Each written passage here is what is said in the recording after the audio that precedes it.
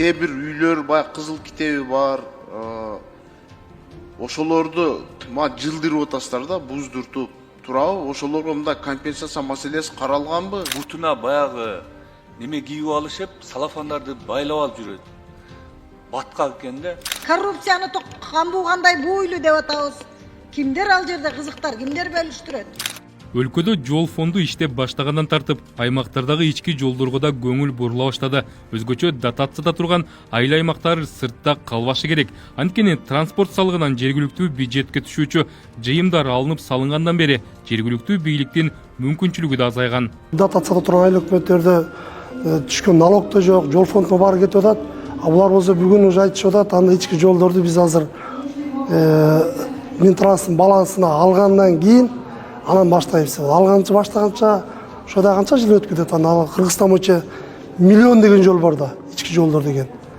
400дөн ашык айыл өкмөттөр бар. 30тан ашык шаарыбыз бар. Канчадан жолдор жасалбай атат. Жерлерде ар бир район боюнча 5 километрден кем эмес жолдорду оңдоп берүү боюнча азыр иш планын иштеп чыгып атабыз. Буюрса жакын ортодо муну бекитип реализацияга өткөрөбүз. Маалыматка ылайык, Бишкек шаарында быйыл 4 жаңы көчө салынып, 8 жол реконструкциядан өтөт. Анткени менен конуштардын ички көчөлөрү дагы да болсо каралбай калууда.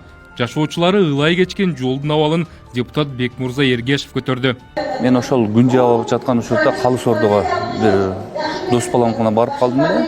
Ошол жерде мен ошондой нерсеге туш болдум да. Ал жердин жолу аябай чыла экен да. Анан ошол жерден окуучулары баягы буттарына күлөңкарды байлап алып, ошо мектепке кетип аткан көрдүм да.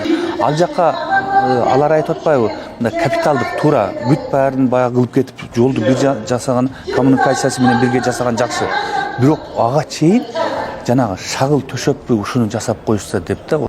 Кыргызстанда жол фонду 2023-жылы 1-январдан тартып иштеп баштаган. Быйылкы жылы фондко 8 миллиард сомго жакын каражат чогулары пландалууда.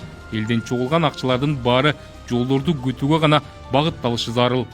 Фонд бул финансылык институт. Фонд жол курулуштарын жүргүзбөйт. Жол курулуштарына акча каражаттарды топтоп жана бөлүп берет.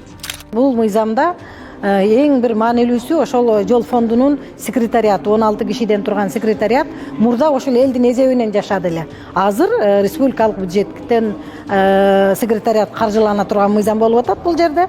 Жол фондунан түшкөн акча жанагы эле шагал, бетон, эмне бүт жолго керектүү материал ошол элдин акчасына ошол жолдун материалы гана алынат да. Эч ким маяна кылып албайт, эч ким тийишпейт бул акчагачы. Ал дегени 24 миллион фондтогу элдин акчасы, бул эконом деген да, ошол жолго түшөт. Быйылкы жылдан тартып айдоочулар ар бир литр бензин, дизелдин баасына 1 сомдон кошуп төлөдү. Чогулган каражат жол фондуна түшөт. Мындай жыйым жолдо көбүрөөк жүргөндөр көбүрөөк төлөйт принциби менен иштейт. Ошол эле учурда депутат Эрнис Айдаралиев фондко кошумча булактарды кошуу сунушун берди. Чет жактан кирген чоң фуралар кирип атпайбы, товарлар менен оор жүк ташып. Оор жүк менен кирет, ошол эле жалган биздин салынган жолдорду талкалап кетип атышат. Жолго бир какой-то налог төлөш керек. Ошого ушул мыйзам немеге жол фондуна бир кошумча булак сунуш бердим. Буюрса ишке ашса ал дагы кичине болсо да биздин бюджетке акча түшөт.